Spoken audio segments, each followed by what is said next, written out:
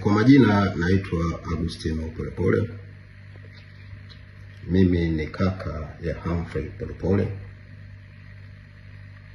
Humphrey Polepole ambaye majukumu yake ya mwisho alikuwa balozi wa Cuba, ametekwa usiku huu wa kuamkia leo na ndugu mmoja anatambulika kwa jina la Mafwele. Ninaendelea kufuatilia, mitandao yangu ya kijamii iko wazi, namba yangu ya simu iko wazi.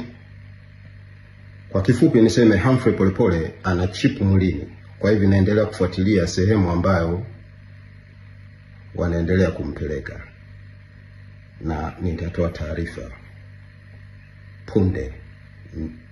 Maana yake wanamhamisha kutoka sehemu moja kwenda nyingine. Nitatoa taarifa. Asante.